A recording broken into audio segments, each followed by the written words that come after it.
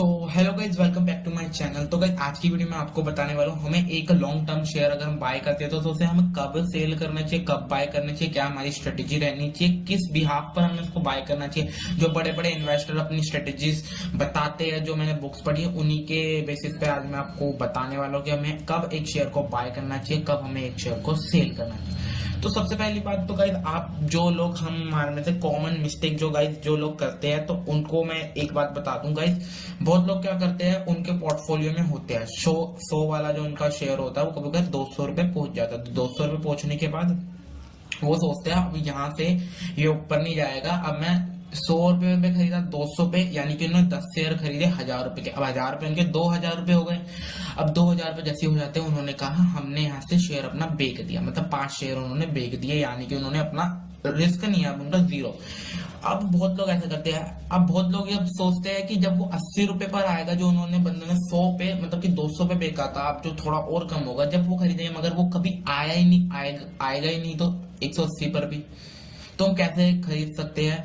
तो इसलिए गाइस, जो आपको रेगुलरली रिजल्ट दे रहा है शेयर, उसको बिल्कुल भी मत बेचिए, उसको लॉन्ग टर्म के लिए होल्ड करिए। इन फ्यूचर आपको वो बहुत अच्छे प्रॉफिट देने वाला है। एक शेयर को हम कब सेल नहीं करते, जब हम बहुत शेयर होते गए जो कि हम सेल नहीं करते, क्योंकि वो हमें बैड रिजल्ट देते रहते हैं।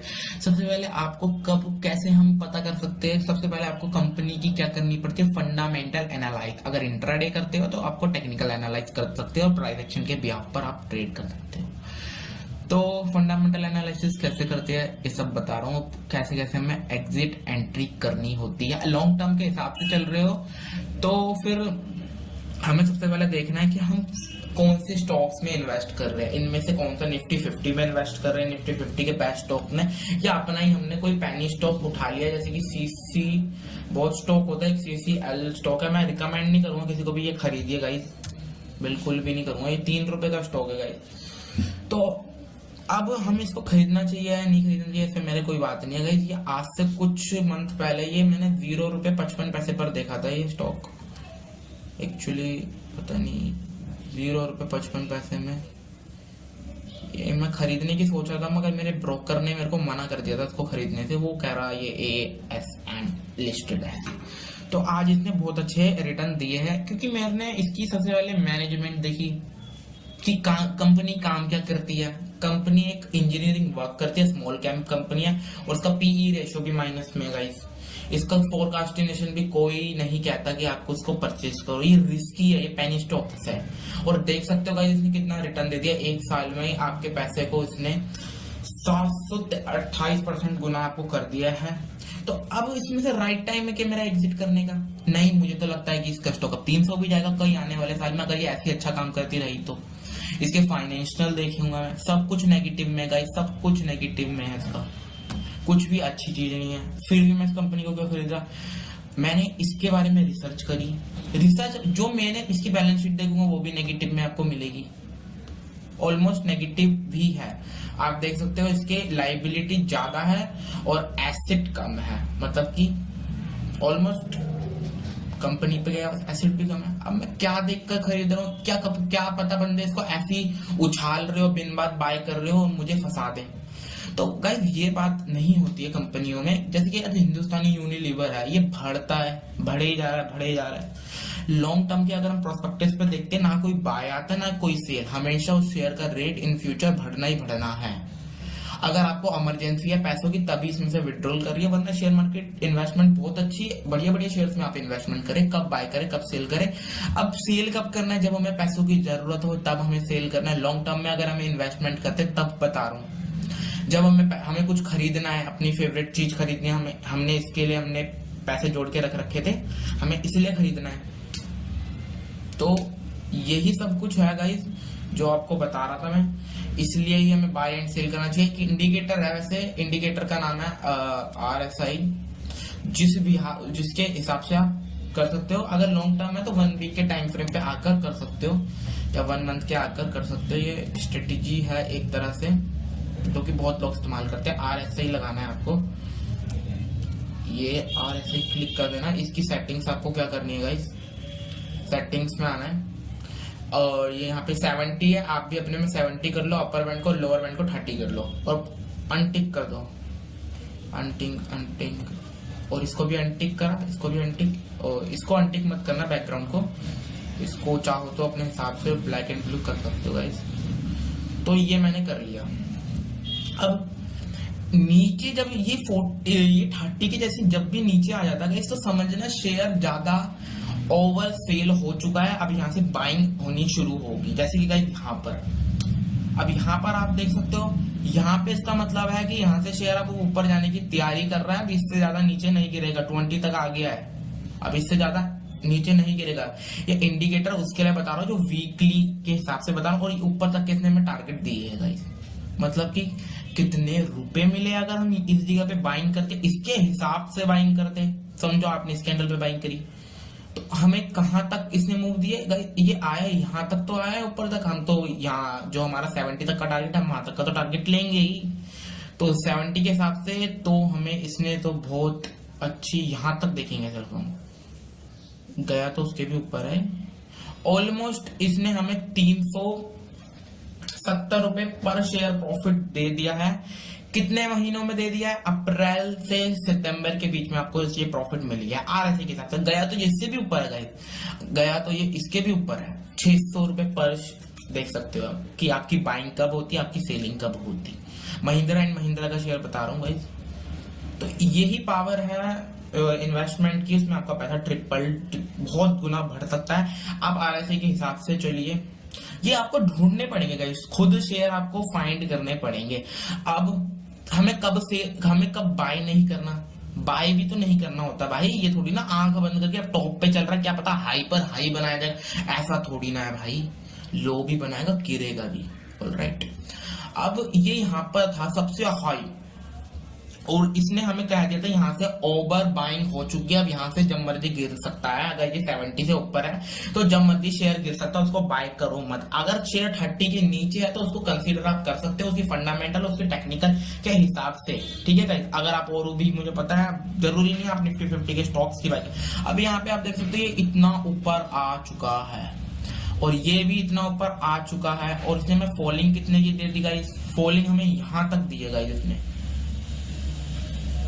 यहां से कहां तक, कितने तक की फॉलिंग देती है इसने, यहां से ऑलमोस्ट हमें देखने को फॉलिंग मिलती है 720 पॉइंट की। यानी कि जो शेयर 1000 रुपए का था वो शेयर 250 रुपए का हो गया। यानी कि अगर आपने यहाँ इन्वेस्ट करा तो आप तो बर्बाद हो जाते। तो यही है बाइंग, और आपको बाइंग यहाँ करनी थी गाइस। ऑलराइट, आपको बाइंग एक यहाँ पे अपॉर्चुनिटी मिलती है बाइंग की लॉन्ग टर्म के प्रोस्पेक्टिव से। अगर आप यहाँ पे बाई करते तो आप 900 रुपए के रेट पे बेच देते। 900 रुपए भी गया है शेयर अब, और अब यहाँ चल रहा है। अब यहाँ ओवरबोट हो गया, ओवरबोट हो गया, ये नीचे आया है, यहाँ तक आया है। अभी भी हम इसको कंसीडर नहीं करेंगे, अभी ये बीच में है। ये यहाँ से ऊपर भी जा सकता है, यहाँ से नीचे भी जा सकता है। जब हमें ऐसी अपॉर्चुनिटी दिखे, आपको ये खुद ही ढूंढनी पड़ेगी अपॉर्चुनिटीज। जब हमें ऐसी अपॉर्चुनिटीज दिखती है तब हमें बाइंग करनी है और उसको होल्ड करके चलना है। नहीं, ऐसा कुछ नहीं होने वाला, वो उससे ज्यादा नीचे नहीं गिरेगा। अगर कंपनी के फंडामेंटल अच्छे एनालाइज करिए तो आपने, कंपनी यहाँ पे आती है, ऊपर आती है, ऊपर आती है, फिर नीचे आती है, डिप देती है, फिर ऊपर आती है, मगर आती तो उसी रेट के हिसाब से गाइस। अब यहाँ पे आती है, फिर इसके ऊपर आ जाता है, फिर इसके ऊपर आ जाता है, फिर इसके ऊपर, फिर और भी ज्यादा नीचे चली जाती है। आप या तो यहाँ खरीद लो भाई, यहाँ, क्योंकि आप यहाँ पे क्यों खरीद रहे हो, यहाँ पे क्यों कंसीडर करने, हमने सोचा सबसे पहले तो हमें कंपनी के बारे में पता चाहिए कि हम यहाँ पे क्यों खरीद रहे हैं। हम यहाँ पे कंपनी की हिस्सेदारी, यानी कि हम कंपनी के ओनर इस जगह से बन जाएंगे अगर हम यहाँ पे बाय कर लेते हैं। तो ये भी कुछ ज्यादा ही ऊपर तक है। हम शेयर को यहाँ पे भी कंसीडर नहीं करेंगे, हमने शेयर को इस जगह पे कंसीडर करा। किस जगह पे बताता हूँ। तो सबसे पहले शेयर जब गिरावट है, डेली इसमें लो पे लो लग रहा है, तो आप इसको नहीं कंसीडर करोगे। कब तक कंसीडर नहीं करोगे, जब तक ये अच्छी तरह 30 के नीचे नहीं आता, तब तक कंसीडर नहीं करोगे शेयर को बाय करने की। ऑलराइट, जब तक आप कंसीडर बिल्कुल भी मत करना जब तक ये 30 के नीचे नहीं आता। 30 के नीचे जब भी आए आप इसको कंसीडर करो। जैसे कि यहाँ पे 30 के नीचे आ गया, 20 ऑलमोस्ट 20 तक भी आया है यहाँ तक, और यहाँ से जो इसने ऊपर का बनाया गया यहाँ तक आया गया। अब ये देखो यहाँ पे भी इतने दिन रहा है और नीचे भी ये इतने दिन ही रहा है। तो आप देख सकते हो, समझ रहे हो गाइस, ये चीज हमें देखनी पड़ती है। अब यहाँ पे अगर आप बाय करते, कितने के रेट पे बाय करा है आपने, यहाँ पे 250 के रेट पे बाय करा और गया कहां तक गाइस, इसने 950 तक ऑलमोस्ट ये शेयर आपका गया, 950 तक वन वे की रेल, वीक के हिसाब से वन वे की रेल, अच्छा टारगेट मिल गया। तो ये आप इंडिकेटर तभी इस्तेमाल करना जब वो 30 के नीचे है। अगर ऊपर है तो उसको बिल्कुल भी बाय मत करना, उसको पहले गिरने दो, थोड़ा और गिरने दो, गिरने दो, गिरने दो, सब्र रखना, गिरने दो, गिरने दो। कितने अच्छे हमें इसने टारगेट्स हमें दे दिए। 2020 में हमने खरीदा था, 2021 में हम यहाँ जनवरी पे यहाँ पे हम सेल कर देते, यहाँ कहीं। ऑलराइट, तो ये आपको समझना बहुत जरूरी है जो मैंने आपको बताया है RSI का फंडा। ये बस हमें एक इंडिकेट करता है, रास्ता दे देता है कि हमें यहाँ पे शेयर नहीं खरीदना चाहिए। हमें यहाँ पे सिर्फ अभी अगर ये ऊपर है तो गाइस इसका मतलब समझना है शेयर बहुत जल्दी नीचे गिरने वाला है। अगर ये नीचे है यहाँ पर इस जगह पर तो सोचना कि भाई अब यहाँ से रिवर्सल आ सकता है। और जो मैंने बताया ना यहाँ पे 70 ही होना चाहिए, 70 के ऊपर होगा तभी, और 30 के अगर नीचे आएगा तभी आप बाइंग की प्लानिंग करोगे फंडामेंटल एनालिसिस के साथ ही। अंधाधुंध किसी भी कंपनी में पैसा मत लगा देना जब तक उसकी फंडामेंटल एनालिसिस ना करो। तो ये पूरी वीडियो थी जिसके ऊपर मैंने आपको पूरा समझाया, बैक टेस्टिंग के हिसाब से दिया है। देखो भाई अब इतना लंबा तो वीकली के हिसाब से चार्ट ही नहीं बना इसका। और यहाँ पर भी आपको मैं बता सकता हूँ, एक मिनट। और अब बहुत लोग यहाँ आते हैं, यहाँ आएंगे वो हम यहाँ के हिसाब से भी थोड़ी फंडामेंटल एनालिसिस करी जाए शेयर की। अब यहाँ पर बहुत ही ज्यादा शेयर ऊपर था गाइस, तो यहाँ पे आप देख सकते हो यहाँ पर ऊपर था, यहाँ नहीं खरीदेंगे हम जब तक वो 30 के पास नहीं आ जाता, 30 के ऐसे नीचे नहीं आ जाता, हम तब तक नहीं खरीदेंगे। ऑलराइट, तो ये कहां तक आया है, यहाँ पे ऑलमोस्ट 31 तक आया है। उसके बाद ये यहाँ से रिवर्सल ले लिया इसने, ऑलमोस्ट 31 तक आया है। ठीक है गाइस, तो 30 के अप्रोक्स आया, 30 से नीचे भी आ सकता है, उसके अप्रोक्स आप खरीद सकते हो गाइस। अब थोड़ा तो अगर 30 के नीचे जाता है तो थोड़ा आपको पेशेंस रखना पड़ेगा, लॉन्ग टर्म के लिए खरीद रहे हो, शॉर्ट टर्म के लिए नहीं खरीद रहे। ऑलराइट, अब ये 31 तक आया है तो आपका टारगेट भी फिर इसमें बड़ा होना चाहिए गाइस। अगर आपने यहाँ खरीदा होता और यहाँ पर सेल आपने करा होता तो हमें कितने का प्रॉफिट होता, कैलकुलेट। हमने खरीदा इस जगह पर, ऑलराइट, हमने इस जगह पर खरीदा है, तो यहाँ से लाइन यहाँ आ जाती है, इस जगह पे खरीदा है। और हमने बेचा कहाँ पे, उस जगह पर, ऑलमोस्ट यहाँ पर बेचा है हमने, इस जगह पर। चलो ये यहाँ मान लो या यहाँ मान लो, इसके बीच में कॉमन जगह हम ले लेते हैं। तो हमने पर शेयर कितने का प्रॉफिट निकाला, 300 रुपए अप्रोक्स मान लो, 300 रुपए पर शेयर हमने प्रॉफिट निकाला है। अगर हमने 400 रुपए के रेट पे खरीदा होता तो हमने 300 रुपए पर शेयर प्रॉफिट निकाला है। तो यही है, आप ऐसी आपको बाइंग करनी है, जरूरी नहीं है। अगर शेयर अब ये देखो गाइस, यहाँ पे शेयर ऊपर है, ऑलमोस्ट शेयर यहाँ पे ऊपर है, नेगेटिव तो कभी कोई शेयर जाता नहीं है यहाँ पर। ऑलराइट, तो यहां से पूरा किस्सा समझाता हूँ क्या है हमारा। यहाँ पे आपने अब बाइंग करिए, पूरा टेस्ट दे रहा हूँ जो आपके सामने, वो आंखों के सामने। अब ये यहाँ पे आता है 30 के नीचे, यहाँ पर ऑलमोस्ट, और फिर वो उसके बाद भी एक यू पैटर्न नीचे तक आता है, 30 से भी नीचे। या तो आप यहाँ बाइंग कर लो, होल्ड करने की क्षमता है तो यहाँ पे बाइंग कर लो, या यहाँ पे कर सकते हो तो यहाँ पे भी बाइंग कर लो, कोई दिक्कत नहीं है। ज्यादा 1-2 रुपए ऊपर उछाल होता है तो कोई दिक्कत नहीं, उसको आना ऊपर है, 70 के ऊपर आप सेल कर दो, 70 तक आने उसके आसपास भी आप सेल कर दो। अब बाइंग हमने सोचो कि गाइस अगर हमने यहाँ इस जगह पे अगर हमने बाइंग करी होती तब भी बताऊंगा, अगर इस जगह पे भी हमने बाइंग करी होती तब भी बताऊंगा क्या हमारा रहता। तो हमें सेल तो 70 के ऊपर आके ही करना है, उससे पहले हम सेल ही नहीं करेंगे। समझो हमने अप्रोक्सली यहाँ ही कहीं सेल करा, अब डेली बढ़ रहा है तो हम तो होल्ड करेंगे भाई, हम भी जिद्द बनते हैं, प्रॉफिट आ रहा था क्यों जाने दे। ऑलराइट, हमने भी यहाँ पे करा। सबसे पहले अगर हमने जल्दी खरीद लिया होता तो हमें कितने का प्रॉफिट होता है इसके हिसाब से, तो हमें पर शेयर 172 रुपीज का प्रॉफिट होता है, यानी कि हमारा पैसा डबल हो जाता। ऑलराइट, ठीक है। अगर हमने यहाँ इस जगह पर बाइंग करी होती, इस जगह पे बाइंग करी होती, दोबारा और क्वांटिटी ऐड कर ली हमने इस वाली जगह पर, तो हमें पर शेयर हमें कितने का प्रॉफिट होता है, हमें 231 रुपए का प्रॉफिट होता है, यानी कि 300-400 गुना अप्रोक्सीमेटली आपने पैसा अपना कर लिया है, और गया तो वो उससे भी ऊपर है। ऑलराइट, तो गाइस यही हमें समझना है, RSI के हिसाब से काम करना है। अब बहुत लोग कहेंगे भाई देखो यहाँ पे 70 से ऊपर आया, अब मैं सेलिंग कैसे करूं लॉन्ग टर्म में। और भाई सेलिंग नहीं होती, बहुत मुझे पता है गाइस, जैसे मैं अपनी वीडियो डालता हूँ आपके कमेंट्स आते हैं, उस हिसाब से मैं बहुत लोगों का समझता हूँ, उनको मार्केट के बारे में कुछ भी नहीं पता, वो कुछ भी कमेंट करते रहते हैं यार। भाई सोच समझ के कमेंट करा करो। तो ऑलराइट, हम तो ये गाइस यहाँ तक आया है, कहाँ तक आया 35 के बाद ये अपर मूव दी हैज, नहीं यहाँ तक की छोटी सी मूव मिली है हमें, तो हम यहाँ पे बाइंग नहीं करेंगे, मत करो। अपनी यहाँ पे सेटिस्फाई नहीं हो रही अपनी स्ट्रेटेजी, तो यहाँ पे बाइंग हम नहीं करेंगे, हम यहाँ पे सेल। और तो यहाँ पे तो बाय भी मत करो इस जगह से, यानी कि यहाँ से नीचे ऑलमोस्ट आना है, आना है, आना है, ऊपर आया डराया, ऑलमोस्ट यहाँ तक आया। तो मैं अगर समझो कि किसी बंदे ने यहाँ तक, जो बहुत बंदे होते हैं यहाँ पर गाइस आपको नहीं खरीदना, ओवर बोट, यानी कि इसको हम कहते हैं ओवर बाइंग हो गई है, अब यहाँ से सेलिंग शुरू हो सकती है।